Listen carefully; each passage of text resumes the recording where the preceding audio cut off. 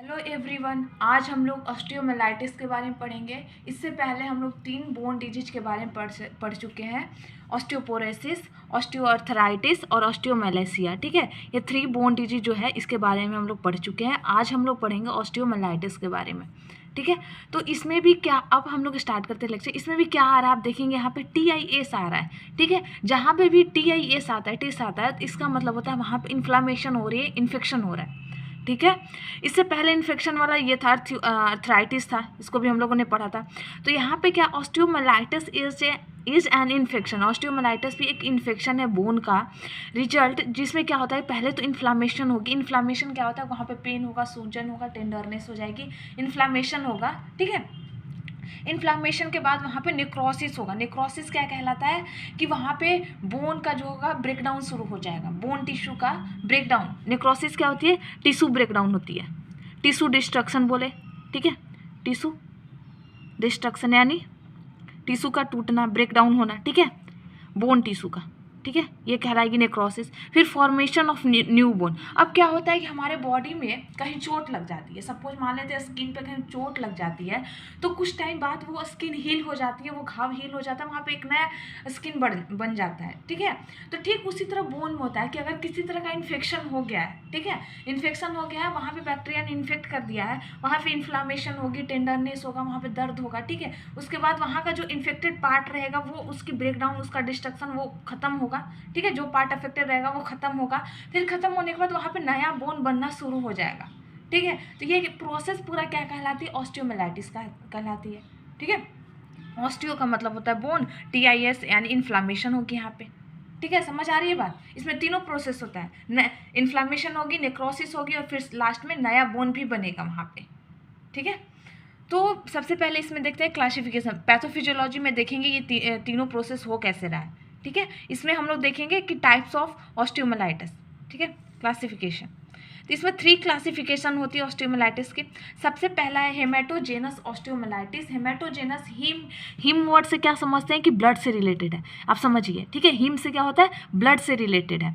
तो ये जो कोई इन्फेक्शन जो होती है वो हमारे ब्लड में है। ठीक है, कोई भी ऐसा इन्फेक्शन जो हमारे ब्लड में इन्फेक्शन है या फिर किसी अदर पार्ट में, यानी मतलब कहने का मतलब लंग्स में इन्फेक्शन है, हार्ट में इन्फेक्शन है, किसी अदर पार्ट में इन्फेक्शन है, वहाँ से ब्लड के थ्रू ये जो इन्फेक्शन है वो बोन तक आ रही है, ये कहलाती है हेमेटोजेनस ऑस्टियोमाइलाइटिस। ठीक है, due to blood borne spread of infection, यानी ब्लड के थ्रू इन्फेक्शन एक जगह से दूसरी जगह फैल रही है, उसको बोलते हैं हेमेटोजेनस ऑस्टियोमाइलाइटिस। ठीक है, फिर उसके बाद दूसरा क्या है, कंटीजियस फोकस ऑस्टियोमाइलाइटिस। इसमें क्या होता है कि हम सर्जरी वगैरह जब करते हैं, ठीक है, सर्जरी जब होती है या फिर कहीं फ्रैक्चर हो जाता है, उस दौरान वहाँ पे किसी तरह का इन्फेक्शन हो जाए, सर्जरी के दौरान कोई इन्फेक्शन हो जाए, वहाँ पे चोट लग जाए, फ्रैक्चर हो जाए, ट्रॉमा हो जाए, तो उस दौरान किसी तरह का इन्फेक्शन हो जाता है, वहाँ पे किसी तरह का बैक्टीरिया इंटर कर जाता है, तो वो कहलाती है कंटीजियस फोकस ऑस्टियोमाइलाइटिस। ठीक है, थर्ड है ऑस्टियोमाइलाइटिस विथ वैस्कुलर इनसफिशिएंसी। अब क्या होती है, DVT, जैसे हमारे बॉडी में डीप वेन थ्रोम्बोसिस हो जाती है या फिर हमारे पेरिफेरल वैस्कुलर डिजीज हो जाती है। डायबिटिक वाले पेशेंट को सबसे ज़्यादा होती है, पेरिफेरल वैस्कुलर डिजीज वगैरह हो जाती है। तो हमारे लोअर लिम्ब में क्या होती है, ब्लड सप्लाई जो होती है कम हो जाती है। वैस्कुलर इनसफिशिएंसी कहने का मतलब कि वेसल्स में ब्लड की सप्लाई की कमी हो जाना, यानी हमारे मोस्टली लोअर पार्ट में जब ब्लड सप्लाई कम हो जाती है तो उस दौरान हमारे बोन में इन्फेक्शन होने की चांसेस बढ़ जाती है। ठीक है, क्योंकि ब्लड तक, बोन तक, हड्डी तक ब्लड नहीं पहुंच पा रहा है। जब वहाँ तक ब्लड नहीं पहुंच पाएगा तो वहाँ पे इन्फेक्शन होना, वहाँ पे टिश्यूज का नेक्रोसिस होना बहुत आसान हो जाता है। ठीक है, जब नेक्रोसिस होगी तो नया बोन का फॉर्मेशन शुरू होगा। ठीक है, ये प्रोसेस तो होगा ही होगा। तो ये 3 टाइप्स ऑफ ऑस्टियोमाइलाइटिस होते हैं। ठीक है, अब दूसरा रिस्क फैक्टर। ठीक है, क्या रिस्क फैक्टर है कि जिसके थ्रू ऑस्टियोमाइलाइटिस होने की चांसेस बढ़ जाती है। ओल्डर एडल्ट के, ज़्यादा तो ओल्डर पीपल होते हैं क्योंकि उनमें इन्फेक्शन होने की चांसेस बढ़ जाती है, क्योंकि उनका इम्यून सिस्टम कमज़ोर हो जाता है। पुअरली नरिश्ड का कहने का मतलब जिनकी खान पान बहुत मतलब अच्छी नहीं हो, ठीक है, माल न्यूट्रिशन हो, जिसमें प्रोटीन डाइट वगैरह की कमी हो, वैसे व्यक्ति को हो सकता है। ओबीज, जो पेशेंट ओबीज होते हैं उनकी भी चांसेज होती है कि ऑस्टियोमाइलाइटिस हो सके। लो इम्यून सिस्टम वाले पेशेंट, ठीक है, लो इम्यून सिस्टम वाले पेशेंट में होगा क्योंकि इनका इम्यून सिस्टम इतना स्ट्रॉन्ग है ही नहीं कि किसी बैक्टीरिया को किल कर सके। ठीक है।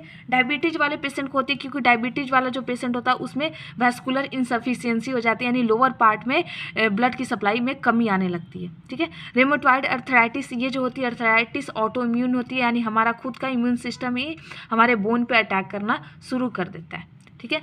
पेरिफेरल वैस्कुलर डिजीज, अभी पीछे मैंने बताया।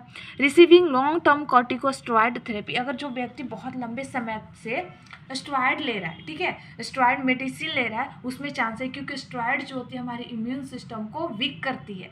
स्टेरॉइड एक ऐसी मेडिसिन है जो हमारे इम्यून सिस्टम को कमज़ोर करती है। जब हमारी इम्यून सिस्टम कमज़ोर होती है तो वहाँ पे इन्फेक्शन की चांसेस बढ़ जाती है। पोस्ट ऑपरेटिव सर्जिकल इन्फेक्शन, अभी हमने बताया कि सर्जरी अगर किसी व्यक्ति की होती है और 30 दिनों के अंदर अंदर उसका कोई इन्फेक्शन हो जाता है बोन में, तो पोस्ट ऑपरेटिव सर्जिकल इन्फेक्शन कहलाती है, यानी सर्जरी के दौरान किसी तरह का इन्फेक्शन उसको हो गया, ठीक है। ये सारे होते हैं रिस्क फैक्टर ऑस्टियोमाइलाइटिस के। अब हम लोग देखते हैं पैथोफिजियोलॉजी। एक ऑस्टियोमाइलाइटिस एक ऐसा बीमारी है ना, मतलब कि पता ही नहीं चलेगा, आपको लगेगा कि डॉक्टर को भी लग जाता है कि ठीक हो गया, ठीक है, लेकिन कुछ समय बाद फिर से ये हो जाती है। अब मैं बताऊंगी पैथोफिजियोलॉजी में ऐसा क्या होता है कि पता नहीं चलता है, फिर से ये चीज़ हो जाती है, क्योंकि क्या होता है कि इसमें दिखता है हमें कि नई बोन का फॉर्मेशन हो रहा है। अभी मैंने बताया कि वहाँ पे जब बैक्टीरिया इन्फेक्ट करता है, नेक्रोसिस होगी, नेक्रोसिस के बाद नया बोन बनेगा। जब नई बोन बनती है तो लोगों को लगता है कि ठीक हो गया, वो दवाइयाँ छोड़ देते हैं, ठीक है, उनको आराम आता है, वो दवाइयाँ छोड़ देते हैं, लेकिन फिर से वो हो जाती है, ठीक है। तो इसके पैथोफिजियोलॉजी समझते हैं। तो 50% ऑफ बोन इन्फेक्शन, अभी मैंने पिछले लेक्चर में भी बताया था कि बोन इन्फेक्शन मोस्टली इस बैक्टीरिया के थ्रू होते हैं, स्टेफाइलोकोकस एरोसिस, ठीक है। अदर बैक्टीरिया भी कौन कौन होते हैं, स्ट्रेप्टोकोकाई, इंटेरोकोकाई, सीडोमोनास, इस बैक्टीरिया के थ्रू भी ऑस्टियोमाइलाइटिस होते हैं। यहाँ पे क्या होता है, इन्फ्लामेशन कहने का मतलब वहाँ पे क्या होगी, पेन होगा, ठीक है। वहाँ पे न्यूट्रोफिल्स का जो नंबर है, न्यूट्रोफिल्स होते हैं ल्यूकोसाइट्स वगैरह, इनकी नंबर इंक्रीज कर जाती है, ठीक है। इन्फ्लामेशन पैथोफिजियोलॉजी मैंने बताया। तो जब इन्फ्लामेशन वहाँ पे होगी तो वहाँ पे स्वेलिंग हो जाएंगी, टेंडरनेस हो जाएगी, वहाँ पे जो वैस्कुलरिटी होती है, वैस्कुलरिटी इंक्रीज कर जाना, कहने का मतलब वहाँ की ब्लड सप्लाई जो होती है वहाँ पे इंक्रीज कर जाती है। जब भी कहीं भी बैक्टीरिया अटैक करता है या फिर कहीं भी चोट लगती है तो वहाँ पे आप देखेंगे लाल हो जाना, रेडनेस हो जाती है, रेड हो जाता है वहाँ का स्किन। क्यों? क्योंकि वहाँ पे ब्लड सप्लाई इंक्रीज कर जाता है, ताकि ब्लड सप्लाई क्या कर सके कि वहाँ पे प्रॉपर न्यूट्रिशन वगैरह प्रोवाइड करेगी, ताकि वो इन्फेक्शन जल्दी से जल्दी क्योर हो सके, ठीक है। इन्फ्लामेशन एक अच्छी चीज़ है, ठीक है। तो वहाँ पे रेडनेस हो जाएगी, पेन हो जाएगा, टेंडरनेस हो जाएगी, इडीमा यानी इन्फ्लामेशन यानी वहाँ पे स्वेलिंग हो जाएगी, ठीक है। फिर उसके बाद 2 से 3 दिन के बाद जब इन्फ्लामेशन होगी वहाँ पे 2 से 3 दिन के बाद वहाँ पे जो भी ब्लड वेसल्स होगी ना, ये हमारी अगर बोन है, यहाँ पे जो छोटी छोटी ब्लड वेसल्स हैं, ये छोटी छोटी ब्लड वेसल्स, इनमें क्या होने लगेगी, थ्रोम्बोसिस होने लगेगी, यानी ब्लड का क्लॉटिंग होने लगेगा। क्या होने लगेगा? ब्लड क्लॉटिंग, ठीक है। तो सॉरी, यहाँ पे क्या होगी, ब्लड की क्लॉटिंग होने लगेगी। जब यहाँ पे ब्लड की क्लॉटिंग होने लगेगी तो बोन तक ब्लड की सप्लाई रुक जाएगी, बोन तक ब्लड नहीं पहुँच पाएगा। जब वहाँ बोन तक ब्लड नहीं पहुँच पाएगा तो क्या होगा, इस्कीमिया होगी। इस्कीमिया कहलाती है कि ब्लड की जब सप्लाई रुक जाती है तो वहाँ पे सेल की डिस्ट्रक्शन जो होने लगती है वो कहलाती है इस्कीमिया, ठीक है। तो यहाँ तक ये ब्लड पहुँचेगा ही नहीं, बोन तक ब्लड नहीं पहुँचेगा तो ब्लड के पास ऑक्सीजन की कमी हो जाएगी, ठीक है। ऑक्सीजन की जब कमी हो जाएगी तो वहाँ पे क्या होगा, बोन टिश्यू जो होगा डेड होना शुरू हो जाएगा, क्योंकि किसी बोन टिश्यू हो या सेल हो उसको ऑक्सीजन की ज़रूरत पड़ती है, ठीक है। फिर वहाँ पे नेक्रोसिस होने लगे। इस्कीमिया के बाद नेक्रोसिस क्या कहलाता है कि इस्कीमिया था कि ऑक्सीजन की वहाँ पे सेल तक कमी होने लगेगी, तो ये कहलाएगी इस्कीमिया, ठीक है। क्योंकि यहाँ पे क्या क्लॉटिंग होने लगी, थ्रोम्बोसिस होने लगा, उससे वहाँ पे ऑक्सीजन न्यूट्रिशन की सप्लाई कम हो गई, कहलाने लगी इस्कीमिया। फिर इस्कीमिया के बाद जब वहाँ पे सेल्स का डिग्रेडेशन होने लगे, जो बोन सेल्स है उनकी ब्रेकडाउन होने लगे, वो ख़राब होने लगे, वहाँ पे टूटने लगे, मरने लगे, ठीक है। वहाँ जो बोन सेल्स जो है वो ब्रेकडाउन होने लगा, उनका डिस्ट्रक्शन होने लगा, ठीक है। वहाँ पे बोन सेल्स खराब होने लगे, डेड होने लगे। समझ आ रही है बात? नेक्रोसिस क्या होने लगी, डेथ ऑफ बोन टिश्यू का डेथ होने लगे, ठीक है। तो वो कहलाती है नेक्रोसिस। लेकिन अगर यही चीज़ नेक्रोसिस जो प्रोसेस हो रही है ये बहुत लंबे समय से हो रही है, ठीक है, बहुत लंबे समय से, पता ही नहीं चल रहा है, ठीक है, बस दर्द हो रही है, हम जैसे तैसे दवाइयाँ ले रहे हैं और बहुत लंबे समय तक ये बनी रही है, ठीक है। तो वहाँ पे एक चीज़ क्या होगा, सेक्वेस्ट्रम फॉर्मेशन हो जाए। ये वर्ड आपको याद रखना, ऑस्टियोमाइलाइटिस अगर आप पेपर में आया है लिख रहे हैं तो ये वर्ड पता होना चाहिए। ये वर्ड अगर आप लिखते हैं तो बहुत ज़्यादा इफेक्टिव हो जाएगा आपका आंसर। स्क्वेस्ट्रम क्या होती है? स्क्वेस्ट्रम होती है कि वहाँ पे ये जो हमारा बोन हो गया, बोन के बाहरी पार्ट कहलाता है कॉर्टेक्स, और अंदर वाला पार्ट, ये वाला पार्ट कहलाता है मेडुला। मेडुला में क्या होती है कि इस तरह से एक कैविटी बनना शुरू हो जाती है, ठीक है। अब मैं स्क्वेस्ट्रम क्या होता है मैं आगे बताऊंगी, इसके जस्ट बाद बताऊंगी। तो यहाँ पे कैविटी बनने लगती है। इस कैविटी में क्या होता है, ये जो हमारा बोन के पास ये कैविटी बनने लगी बोन के अंदर, इस कैविटी में जो भी डेड टिश्यू, जो भी यहाँ नेक्रोसिस हो रहा है बोन टिश्यू, यहाँ पे बोन टिश्यू आ जाते हैं। यहाँ पे बैक्टीरिया के द्वारा प्लूरेंट फ्लूइड रिलीज किया जाता है, यानी पस लाइक फ्लूइड यहाँ पे बन जाते हैं। तो इस तरह से एक कैविटी बन जाती है, एप्सिस कैविटी, यानी पस वाली कैविटी बन जाती है, जो कि बहुत लंबे समय तक बनी रहती है। इसको हम लोग बोलते हैं ऑस्टियोमाइलाइटिस, यानी पूरा प्रोसेस होने के बाद ऑस्टियोमाइलाइटिस होती है, ठीक है। अब देखिए स्क्वेस्ट्रम क्या होती है, ठीक है, स्क्वेस्ट्रम, ठीक है।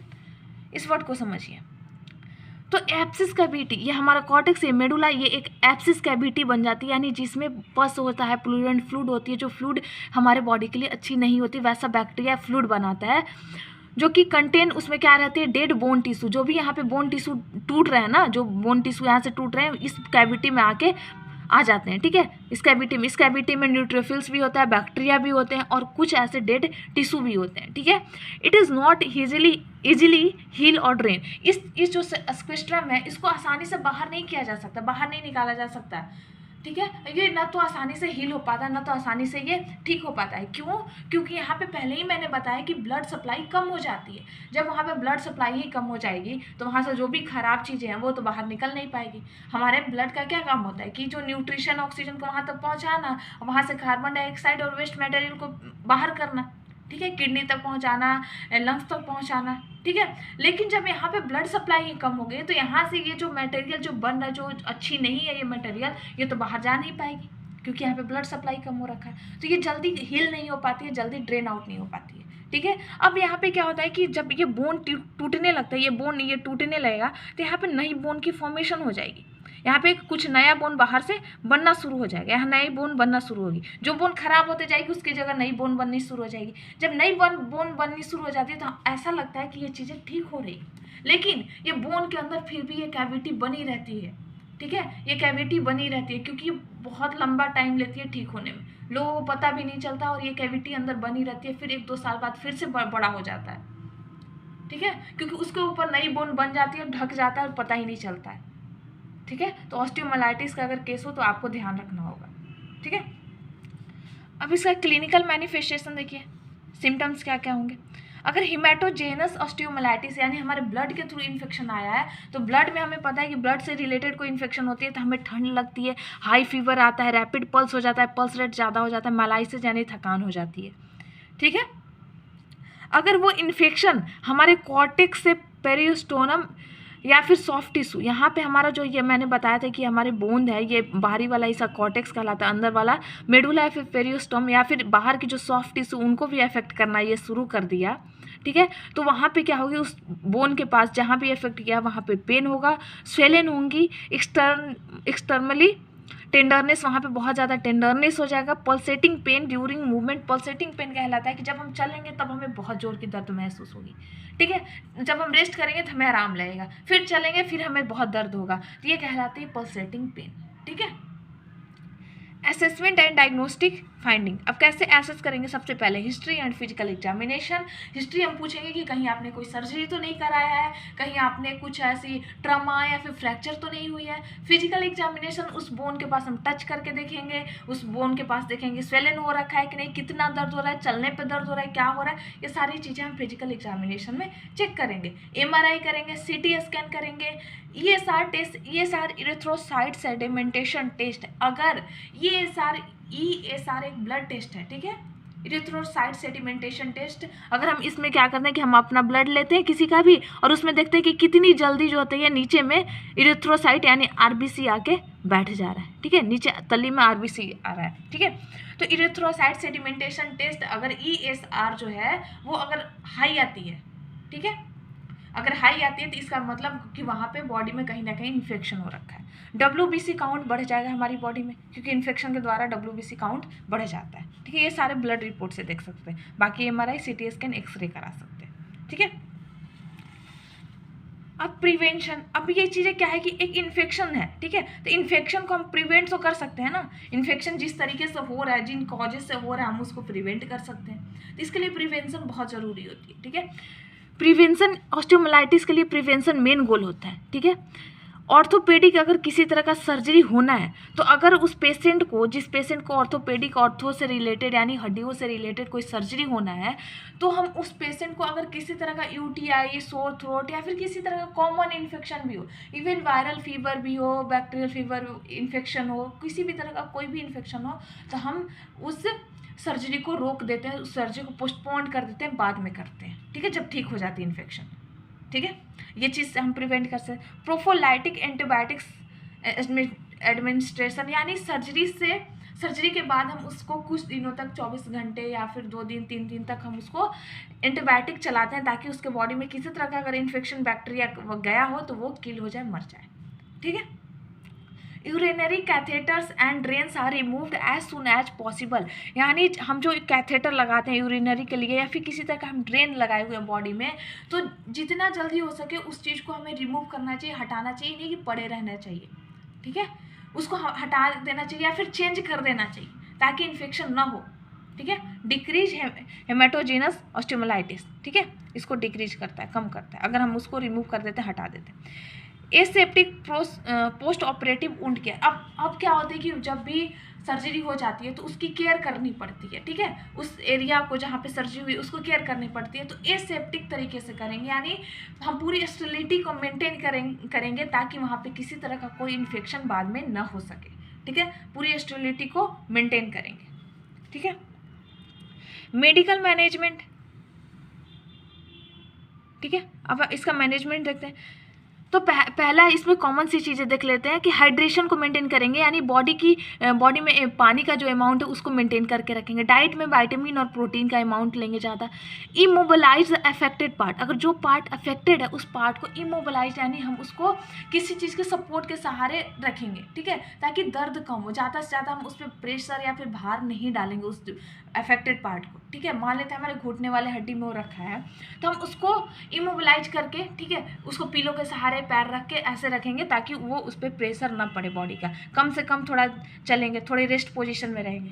ठीक है, अब इसमें मेडिकल मैनेजमेंट में 2 मैनेजमेंट आती है, फार्मेकोलॉजी और सर्जिकल। ठीक है, फार्मेकोलॉजी में हम एंटीबायोटिक थेरेपी देंगे। ठीक है, लॉन्गर टर्म, अब इसमें मैंने बताया है कि इसमें पता ही नहीं चलता है कि वो चीज़ ठीक हो गई है अभी है। ठीक है, तो हम इसमें एंटीबायोटिक जो होती है बहुत लंबे समय तक चलाते हैं, 3 to 6 वीक्स तक चलाते हैं इन्फेक्शन, जब तक इन्फेक्शन ठीक ना हो जाए। ठीक है, जब तक सिम्टम्स खत्म ना हो जाए। आफ्टर कंट्रोल होने के बाद भी हम ओरली कुछ दिन तक उसको एंटीबायोटिक देते रहते हैं। ऐसा लगता है कि अगर वो कंट्रोल हो गई है ऑस्टियोमाइलाइटिस, वो ख़त्म हो गई, उसके बाद में हम कुछ दिनों तक ओरली उसको एंटीबायोटिक देते हैं ताकि वो कंप्लीट रूप से ठीक हो जाए, फिर बाद में होने की चांसेस ख़त्म हो जाए। ठीक है, सर्जिकल मैनेजमेंट, इसमें अगर पेन हो रहा है तो एनाल्जेसिक दे देंगे। अगर फीवर जैसी केस आती है, जैसे सिम्टम्स में मैंने बताया कि फीवर भी हो सकती है मेटोजेनस ऑस्टियोमाइलाइटिस में, तो हम एंटीपायरेटिक्स दे सकते हैं।